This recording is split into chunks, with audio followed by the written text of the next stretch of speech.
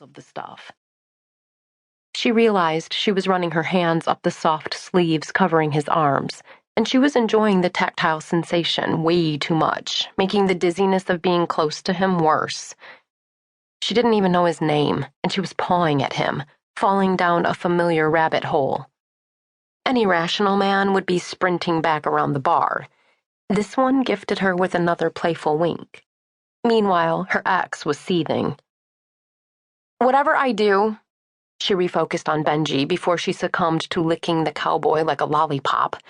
"Whoever I do it with, nothing about me has anything to do with you anymore." "I heard you'd started chasing whatever warm body crossed your path," Benji mocked, a drunken ass through and through. "I thought maybe, since you were back in Chandlerville, you might be ready to settle down." "With you?" Bethany sputtered. "You want me to make him go away?" The cowboy sounded like he'd relished the task. His muscular arms tightened around her. She shook her head. "He's not worth it." The humiliation of the spectacle they were making was already bad enough. As was the truth in what Benji had said. She had chased after emotionally unavailable guys, empty relationships that had flamed out fast and furious. And what did she have to show for it? An even more battered heart than when she'd first come to live with her foster family at 15, and even more shell-shocked instincts about people.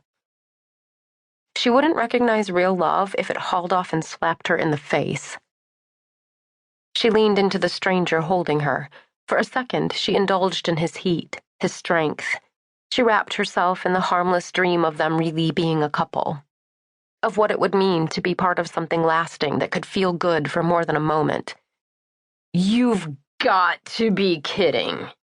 Benji looked Bethany up and down. "Why the hell are you wasting your life on nobodies like him?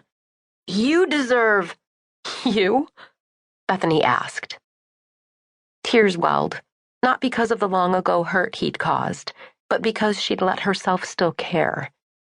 She'd avoided dealing with this and him for so long. She wanted to go back and confront her teenage self. She wanted to shake herself now. How could she have tangled up her life with someone who clearly only cared about himself? How could she have kept making the same mistake for so many years after she'd booted Benji's ass to the curb? "You think I deserve you?" she asked. The cowboy turned her to face him, his features no longer teasing. He was quietly furious. "Not on your life," he said.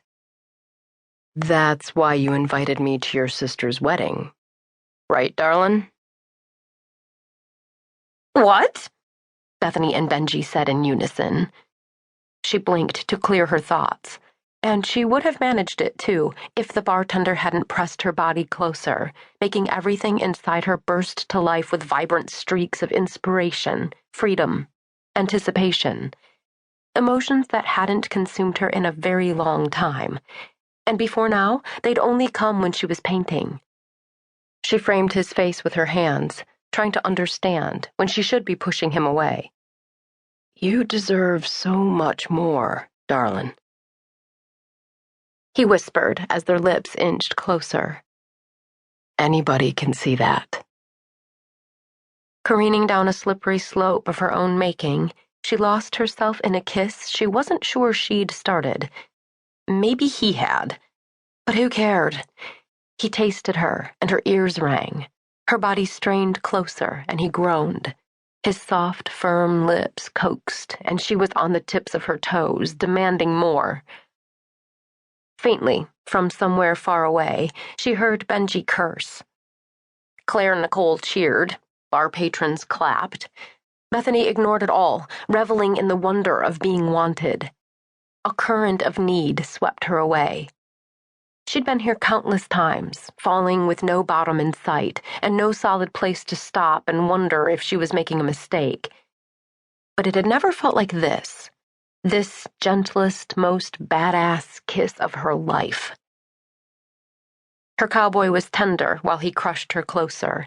He was patient, letting her take the lead, sliding her hands up his chest, linking them around his neck, her fingers running through silky, shaggy hair, knocking